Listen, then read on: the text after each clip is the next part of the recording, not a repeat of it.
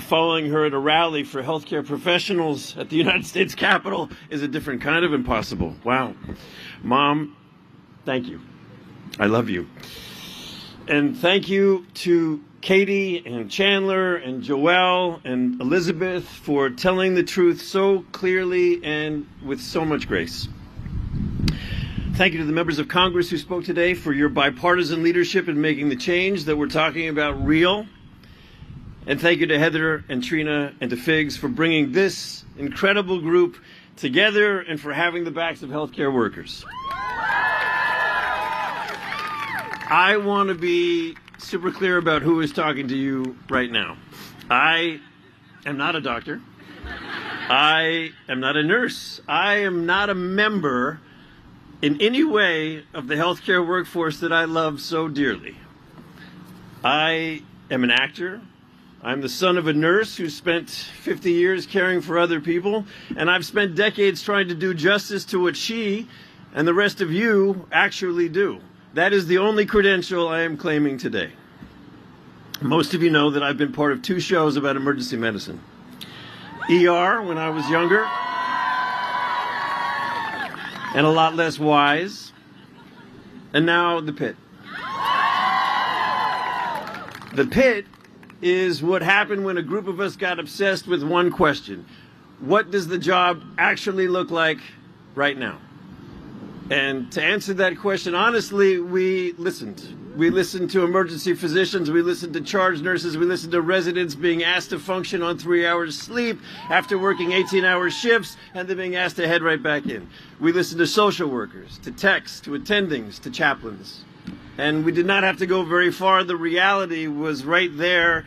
You were all living it every day.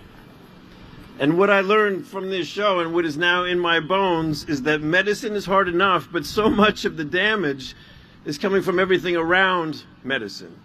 It is the prior auth that takes the surgery off the schedule. It is the staffing ratio that turns a manageable shift into a moral injury. It is the tuition bill from a decade ago that still dictates where you can live and what you can afford. It is the fear of telling the truth that could cost you your job. And I'm not telling you anything that you don't already know. You came to the Capitol today because you are tired of the gap between how this country talks about healthcare professionals and what the reality is. And you came because clapping is not enough. Let me say plainly what we're asking Congress to do. 1, pass the Healthcare as Human Act. A federal tax credit of up to $6,000 a year for healthcare professionals serving the communities that need them the most. And let me put that into a little bit of context. The U.S. tax code has tax credits that encourage all sorts of things, like restoring historic buildings and maintaining railroad tracks, creating wells for oil and gas production, semiconductor manufacturing, even keeping distilled spirits in warehouses. And I'm not weighing in on any of those. But if the tax code can value all of that, supporting the people who keep us alive should not be the harder call. This is not a luxury. If healthcare professionals aren't paid fairly, they leave the profession and patients get sick and die, full stop. 2, fully fund the programs of the Dr. Lorna Breen Act. Before I say another word about funding, I just want to say her name one more time. Dr. Lorna Breen. Dr. Lorna Breen was an emergency physician. She spent her life taking care of people on some of the worst days of their lives, and during the early days of COVID, she did what healthcare professionals do. She went toward the crisis.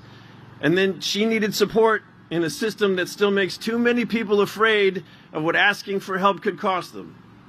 I never met Dr. Breen, but I know her story because her family refused to let her death be defined by suicide. They turned her grief into action. They helped change a federal law. And because of the resolve, the law bearing Lorna's name provides evidence-based support for the mental health and well-being of healthcare professionals. And we are grateful that Congress has signed this important bill into law. However, without funding it, it's a promise without action.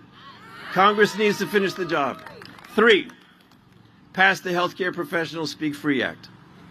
When a clinician sees something harming a patient, whether it's an insurance denial, a hospital asking healthcare workers to move so fast that they can't properly treat their patients, or anything else that crosses a line, they need to be able to say so out loud without losing their job and without losing their license. Because the people closest to the patient are also often the first to know when something is wrong. Speaking up is not complaining. It is part of patient care. If honesty is punished, patients are not safer, patients are in more danger. And these things are not separate. They compound. When financial strain pushes people out, shortages get worse. When shortages get worse, the people still in the building burn out faster. When the burnout meets fear of speaking up, the things that should change stay buried. And when those things stay buried, patients pay the price. And this starts before anyone ever gets a badge. If a student can see a path into healthcare but can't afford to take it because of artificial student loan caps, we all lose. You cannot fix one of these without the other. So I'm going to wrap up with one more thing. To every healthcare professional here and every healthcare professional watching, I know you do not need another speech about how important you are. You need backup. And this isn't about politics. Cancer is not partisan. A stroke is not partisan. A kid with a fever in the middle of the night is not partisan. The healthcare professional who shows up for that patient should not have to beg for basic support from a system that they hold together. But I do want you to hear this.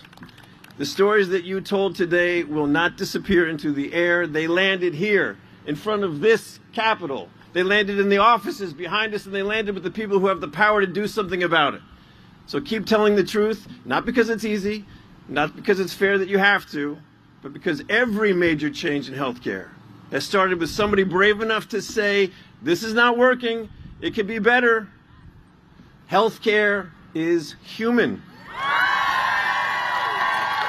Not a symbol, not a slogan, not an endless resource. Human. And a healthcare system that forgets that fails us all. So let's build one together that remembers. Thank you.